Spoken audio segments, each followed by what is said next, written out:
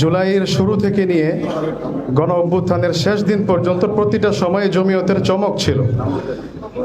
আন্দোলন এবং সংগ্রাম শুরু হওয়ার পর থেকে জমিয়ত এবং ছাত্র জমিয়ত, যুব জমিয়ত সর্বস্তরের শিক্ষার্থীদের সাথে মাঠে ছিল এবং এক এক সময়ে এক একটি ঐতিহাসিক সিদ্ধান্ত নিয়ে জাতিকে উপকৃত করেছে। ওলামায়ে কেরামের অবদানকে জাতির সামনে তুলে ধরেছে, ইসলামী রাজনীতির অবদানকে জাতির সামনে তুলে ধরেছে।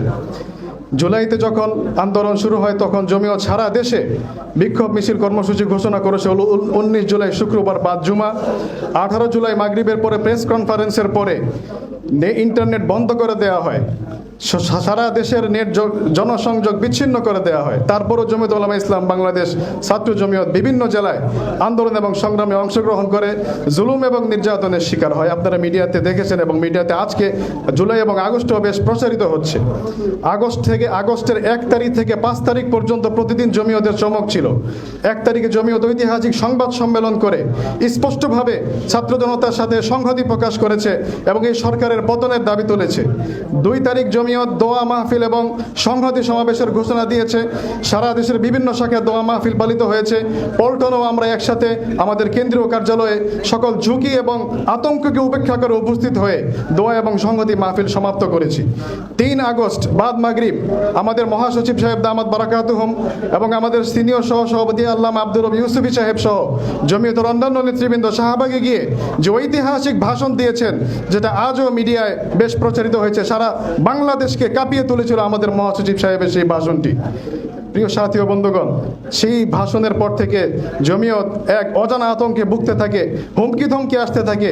জমিয়ত ঘরে বসে থাকেনি। 4 তারিখে জমিয়ত বাইতুল মোকাররমে গণজমায়েত কর্মসূচি ঘোষণা করেছে। সকল বাধা এবং বিপত্তি বিঘ্নতাকে আতঙ্ককে উপেক্ষা করে আমরা বিভিন্ন স্থান থেকে বাইতুল মোকাররমে এসেছি। বাইতুল মোকাররম তখন রণক্ষেত্রে পরিণত হয়েছিল। পুরো বাইতুল মোকাররম পল্টন এলাকা ছাত্রলীগের সন্ত্রাসীদের আক্রমণে পুরো এলাকা আতঙ্কিত হয়ে যাচ্ছিল। পুলিশের টিয়ার সেল এবং গুলিতে পুরো এলাকা রণক্ষেত্র হয়ে গিয়েছিল। ঠিক সে সময় আমরা বাইতুল মোকাররমের উত্তর গেটে দাঁড়িয়ে আমাদের নেতৃবৃন্দ স্পষ্ট ভাষণে সরকারের পতন দাবি করে আসছিল। 5 আগস্ট সেই সরকার এদেশ থেকে পালিয়ে যেতে বাধ্য হয়। শুরু থেকে শেষ পর্যন্ত জমিয়ত, যুব জমিয়ত, ছাত্র জমিয়ত মাঠে থেকেছে এবং 19 জুলাই জমিয়তের দেশব্যাপী কর্মসূচিতে অংশগ্রহণ করতে এসে বাইতুল মোকাররম থেকে আমাদের ঢাকা মহানগর ছাত্র জমিয়তের মহানগর পূর্বের তৎকালীন সাংগঠনিক সম্পাদক মাহাদি হাসান গ্রেফতারও হয়েছে এবং যুব জমিয়তের 2 জন ভাই শাহাদাত বরণ করেছেন। ছাত্র জমিয়তের অনেক ভাই আহত হয়েছেন।